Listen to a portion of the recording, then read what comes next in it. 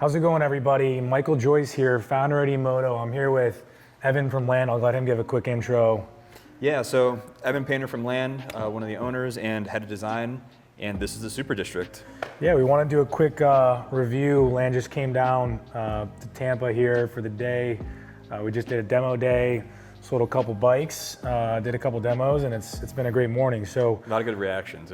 It was fun to see people react to it for the first time. Yeah, I mean, driving this thing, I think the caption of the video for sure will be the sound of the Super District. I mean, the whirl is absolutely insane with the torque that's built in. So. Let's hit it. Yeah,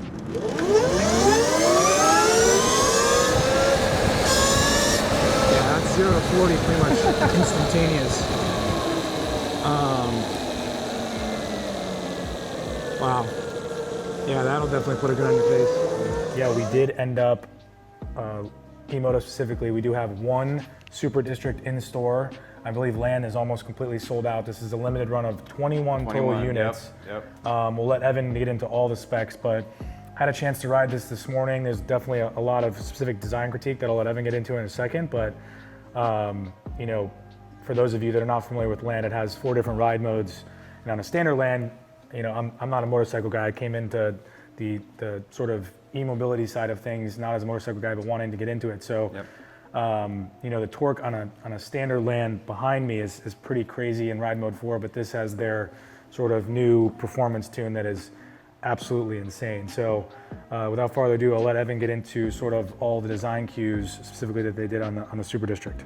Yeah, thanks, Michael. Yeah, so really the Super District is the combination of listening to a lot of different customer feedback, you know, digging into the forums, like, you know, what do you guys want? And right, it's like black everything, like let's like update the design and we want more performance. Well, you know, a lot of people, it's either design or performance, but this is kind of captures a lot of that feedback in a new model. And I think the biggest thing to start is just the performance mode. The bike is based off our 15-tooth gearing, which is, you know, on the backside. So it's our torque gearing that we standardly have, but we updated the tune to make it even more aggressive. So you're going to have a lot more fun with it. It'll top out at around 65 miles per hour, but you'll get there a lot faster, and you might pull the front wheel off the ground if you're not too careful. But so that's the biggest thing is really the performance update. But I guess you could kind of say that the design is also maybe just as big, because we did drastically change a lot of our typical ways that we do things. So you have the whole black battery box that matches the chassis, and then you have the blacked out decal right here that, you know, we've got so many comments, oh, can we get a black battery? Well, it's a little difficult for us to make a black battery, but we're good. We did it kind of our own way, where we highlight some of the lines that are built into the design and still kind of got that black profile for all the people that were asking for it. And we did a really cool decal combination, and we worked with a company local in Cleveland. So this is all hand silk screened in Cleveland, and then it's die cut with kind of a traditional like razor dies, which is kind of a nerdy way to say that it's I don't know, handmade, I guess, but it's something that we geek out on, and it's super cool. It's old school Cleveland manufacturing, but anyways, the decals are super sick. We did a base of reflective, so when you're riding at night or if the sun hits it the right way, anything you see on this bike that's white, it just pops like crazy. And I want to do something that was reflective for a long time. We've done a couple of things internally that we haven't really shown that kind of like tested some of these things, but I think it really was a great application to be used for this version of the bike. And you can also see that we have some decals on the skid pan up here and then on the wheels. So we got all of the views covered, so when you're riding at night you're seen, but also has that pop in the daylight, and when the sun hits it, like, it really just gives it that really unique look.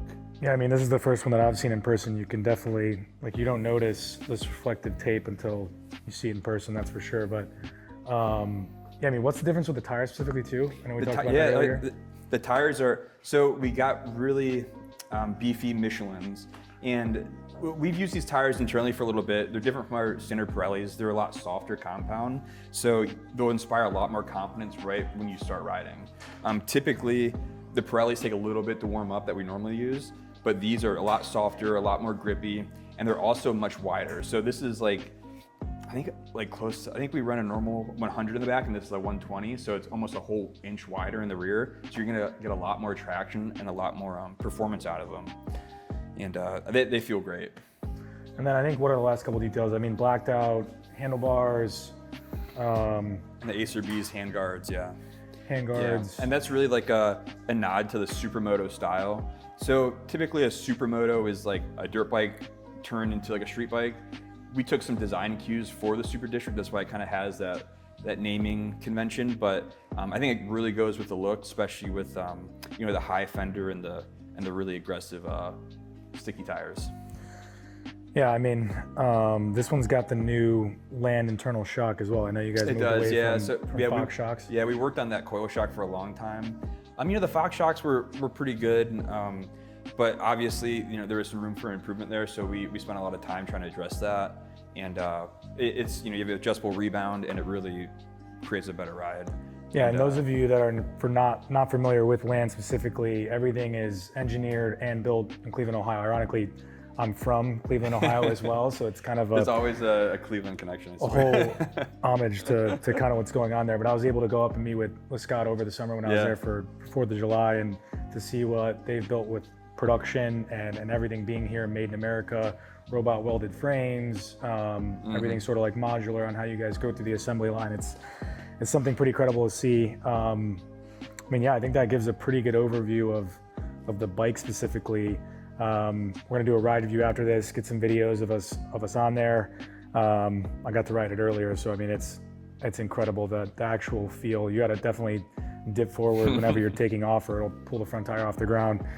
What's the last thing? I think the Land Lab there's badges. a couple more things. So this is a Land Labs bike. This is a little scratch up. This is our demo Super District, but we got perfect Land Labs badges on the one here at EMoto. But Land Labs is kind of our like M versions, like BMW M version of our company, where we have a little bit more creative freedom, or, you know, ways that we typically wouldn't do anything. And that's why it's a limited run. So we just kind of test things out, see how they respond, how you guys like them. And you know, ideally, like the things that we do in the labs part of Land Labs part of our business trickle to our standard production bikes. So, you know, it's just kind of like starting out, and we've done a couple custom bikes that were like Land Labs custom bikes, and you can see like these fork guards actually came from a Land Labs project where we did a motocross version of the District that was racing, and yeah, so that's like the second generation of that design. And then these are different as well, the fork covers? Yeah, these. Yep, so these are the fork guards. So that's that came from actually, you know, a guy in Ohio, Speed Farm. But Carl gave us a lot of feedback on like parts like that, and it was great working with him. I actually was thinking about getting that bike back to him, so we have a little bit more fun with it. So. For sure. Well, yeah, without further ado, we'll go ahead and jump into the ride portion of the review. But it's great to have Land down here and get some sun. They definitely brought the Ohio weather. It was like it's chilly. It's like 75 degrees yesterday, and Land comes to town. It's 45 this morning. So I think that's how it goes. But yeah, let's go try it out on the road. All right, so we're gonna do a quick launch for you guys. Evan's gonna be next to me on his camera, so you can see kind of the torque that this thing puts out at a low speed. So I'm gonna do it from 0. Pretty much have to dip down because it'll pull the front wheel off the ground. But let's hit it. Yeah,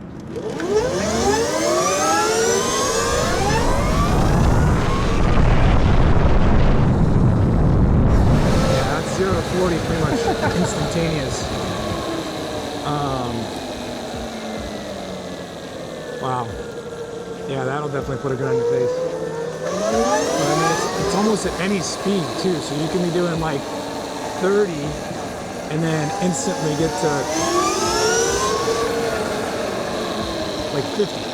So yeah, I think Evan was talking a little earlier with the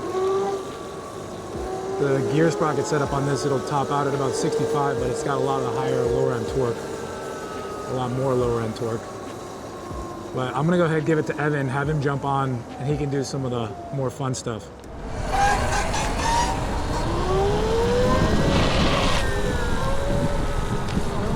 Let's go around one more time.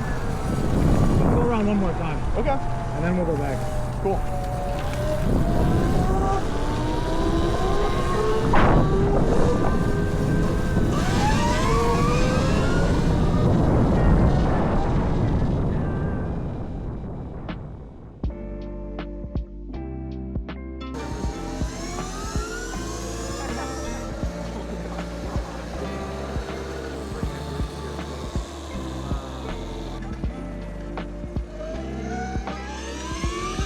What the f? This thing is insane.